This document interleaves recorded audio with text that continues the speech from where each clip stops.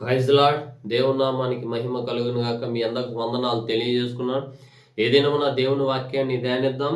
అపోస్తుల కార్యాల గ్రంథం 14వ అధ్యాయం 9వ వాక్యాన్ని చదివి ధ్యానిద్దాం. అతడు పౌలు మాట్లాడుట వినెను. పౌలు అతని వైపు తేవి చూచి స్వస్థత పొందుటకు అతనికి విశ్వాసం ఉండెనని గ్రహించి. ఈ వాక్యాన్ని చూసినట్లుగైతే పౌలు బర్నబాలు ఇద్దరు కలిసి స్వార్థ ప్రకటించుకుంటూ వస్తున్నప్పుడు లుస్త్రా అనే ప్రాంతంలో ప్రకటిస్తున్నప్పుడు బలహీనములు గల పాదములు కలిగిన ఒక వ్యక్తి ఉన్నాడు. బాగా బలహీనం, నడవలేడు, కుంటివాడు అనమాట.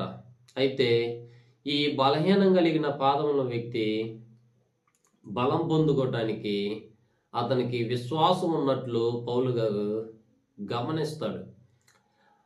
అలా గమనించి మరి నువ్వు లేచి నడవమనగానే అతను లేచి నిలబడతాడు.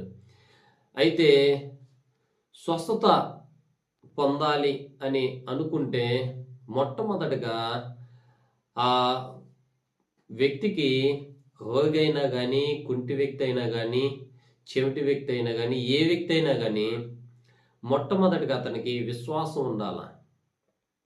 యేసుక్రీస్తు ప్రభువు అంటారు, నీ విశ్వాసమే నిన్ను స్వస్థతపరిచింది. రోజుల్లో స్వస్థతలో అద్భుతాలు దేవుడు చేస్తాడు.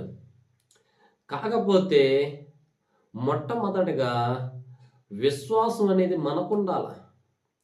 దేవుడు రెడీగా ఉన్నాడు నిన్ను బలహీనతల నుంచి బయట వేయటానికి, సమస్యల నుంచి విడిపించడానికి, బంధకాల నుంచి విడిపించడానికి. అయితే నువ్వు దేవుని వాక్యాన్ని అంగీకరించాలా, విశ్వాసం ఉంచాలా. ఇప్పుడు పౌలు గారు అతనికి విశ్వాసం ఉన్నట్లు గమనించాడు. ప్రతి దైవజనుడు కూడా విశ్వాసాన్ని మరి గమనించాలా. ఎదుటి వ్యక్తికి స్వస్థత ఎందుకు రావట్లేదు, ఒక వ్యక్తికి ఎందుకు స్వస్థత వస్తుంది, ఇంకొక వ్యక్తికి స్వస్థత ఎందుకు రావట్లేదు అని అంటే విశ్వాసం. వినుట వలన విశ్వాసం వచ్చింది అన్నట్లుగా విశ్వాసం లేకుండా ఒక స్వస్థత అనేది అది అసమ్మం. అయితే ఒక దైవజనుడు గమనించాల, అతనికి విశ్వాసం ఉందా లేదా అనేది గమనించుకొని చూడాలన్నమాట.